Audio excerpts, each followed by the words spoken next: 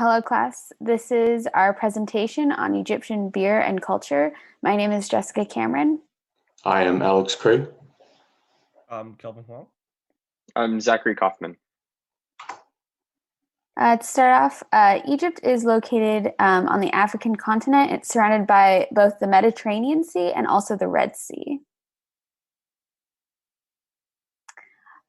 Egypt is a relatively big country. It has over 100 million people. They primarily speak Arabic, English, and French.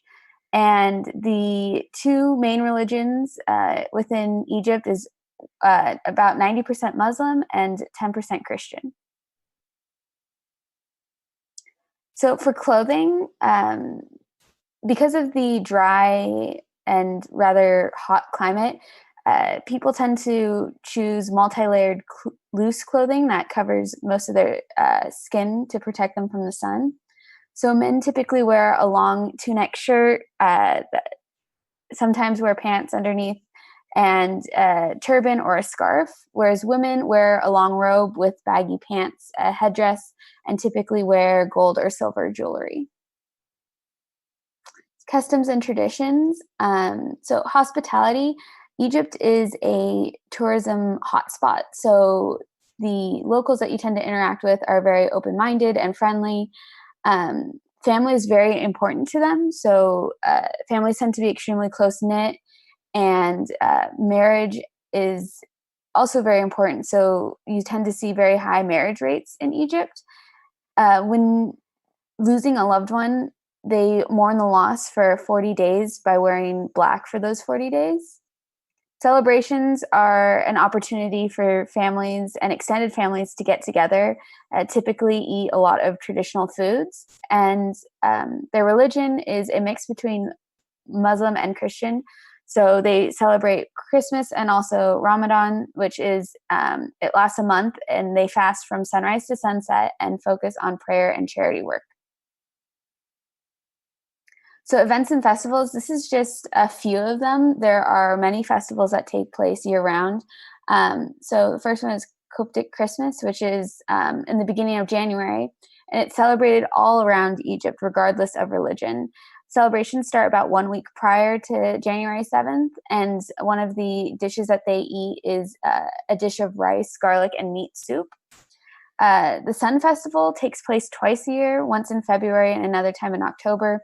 This is one of the most revered festivals of ancient Egypt. It's celebrated when the sun rays reach the innermost part of the Abu Simbel temple, and that is the photograph you see on the top right. The Sphinx Festival takes place at the end of May, and it's a 5-day-long festival that takes place near the Red Sea in a resort town, and it aims to educate people about ancient Egypt. Then there's also Islamic New Year, which takes place on August 19th through 20th, and it indicates the beginning of a new year and growth, and that is the photo you see on the bottom right. Hospitality and etiquette. So typically when you visit someone else's house, you bring them some sort of gift, and you take off your shoes before entering their home. Use your right hand to shake hands as well as to eat. Respecting your elders is very important. Inviting other people to take your seat if no seats remain if you're on a bus or a train. Tipping is expected when you go out to eat, and you are to avoid talking politics amongst company. Okay, so when discussing the history of beer in Egypt, one might expect like a large, rich timeline ranging from ancient Egypt all the way up till today. However, due to the country's culture and religion, beer was not actually really mass-produced in the country until the late 1800s and early 1900s, when Belgian entrepreneurs saw an opportunity to create breweries in the country. So the first two breweries were the Crown Brewery in Alexandria and the Pyramid Brewery in Cairo. Now, both breweries would soon fall under the same ownership and produce the same beer called Stella. However, Heineken would soon obtain these two facilities, but they would keep producing Stella. However, Heineken would soon have to give up their ownership as Egypt had undergone a major reform to a socialist government, and as a result, they could run the production of beer. But eventually, capitalism would make its way back into Egypt, and Heineken would obtain the major ownership of Egypt's breweries in the 2000s. Now, while this isn't a very long timeline, a lot has certainly happened in the last century. Now, let's talk about the beer these breweries are actually making, in this case, Stella. Now, as I mentioned earlier, Egypt's modern breweries were created by European investors, and as a result, they produce European beer. Now, Stella is a European pale lager, and it has a golden color with decent head retention. However, Stella is known for being very light and watery, which explains its relatively low online ratings. But furthermore, the flavor of the beer is rather inconsistent, and the rumor is it's because of the beer using unpurified Nile River water, which isn't true, but goes to show how much the flavor of Stella can vary. Fortunately, if you don't like Stella's flavor, a substantial amount of carbonation will hopefully hide up any issues with the drink. Now, while Egypt might not be known for making the most astounding craft beer today, the country's contributions towards beer in the ancient era are definitely being still seen today. Now, although modern breweries have kind of evolved to a clean and controlled environment, which is great, some breweries are choosing to use methods from the past. For instance, spontaneous fermentation, which uses wild yeast as opposed to carefully controlled culture, is gaining in popularity in some places. Now, one of the most highly rated breweries that utilizes these methods from the past is Boon Brewery. Boon Brewery produces Oud Guz Boon, which has won medals in the World Beer Cup 6 times in a row. And the beer is made with wild yeast, and as a result, it can only be made during certain seasons. So in terms of Egypt and beer statistics, there are a lot of taxes that go into alcohol as well as tobacco in Egypt. So in fact, 200%, or alcohol is taxed 200% for domestic products. But when you import beer or other alcohol, it's 1,200 to 3,000%. And when they impose this level of taxation, not a lot of people are going to want to import their beer there. But they're still able to collect about $1.2 billion annually from both tobacco and alcohol tax. In terms of consumption, beer is the most popular alcoholic beverage. Egypt is the 17th largest beer market in Africa. They consume about 110 million liters of consumable beverages every year.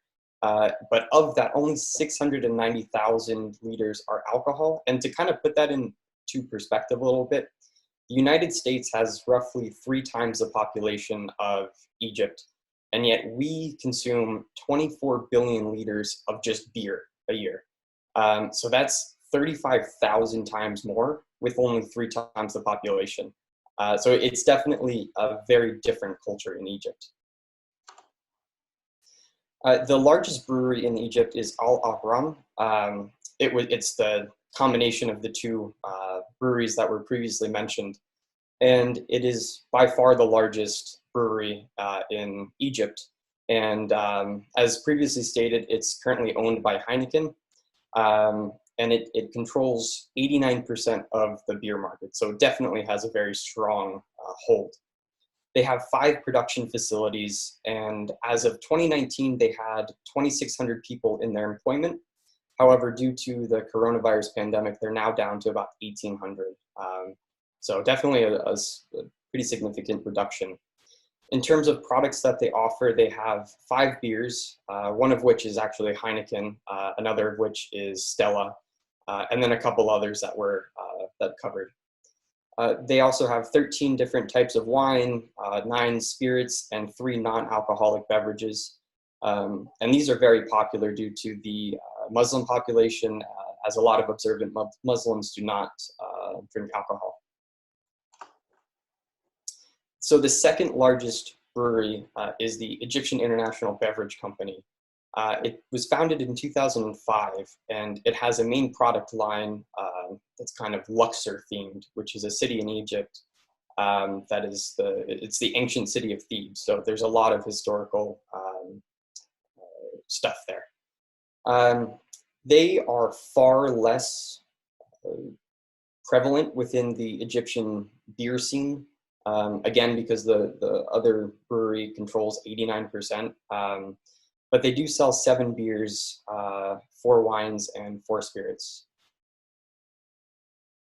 So just to highlight something that they make something called the Luxor Weizen. It weighs in at about 5% alcohol. It's cloudy with a rich head. It has a very citrusy aroma. The flavor profile is very weedy, and there's some orange components to it, and it is medium bodied. When looking at Egyptian food, you can find a lot of African, Middle Eastern, and Mediterranean mix in it. So some examples of Egyptian food would be mirara, which is like a pita-like flatbread made with maize flour. And then we have shawarma, which is meat skewered, served with flatbread. And then full madames, which is beans garnished with lemon and herbs. When we look at cultural beverages, we have Aswanli, which is like a dark beer made in Aswan, the southern part of Egypt. And then Zibib, which is an aniseed flavored drink with a very high alcohol content. And then Karkade, which is like a hibiscus flower infused drink. And then here are some like potential beer and food pairings for the Egyptian cuisine. We know that Egyptian cuisine included lots of creamy textures as well as served with grilled meats. So a beer that pairs really well with the creamy textures from a dish like baba ganoush would be like a Belgian wit beer, because the light flavors from the wit beer contrast the heavy creamy textures in the baba ganoush. And then so a beer that would pair really well with the grilled meats would be an IPA, because the citrus flavors complements the herbs on the meat, and then the creamy sauce from the meat dish would help prevent the bitterness from being really overwhelming. And then here are our sources.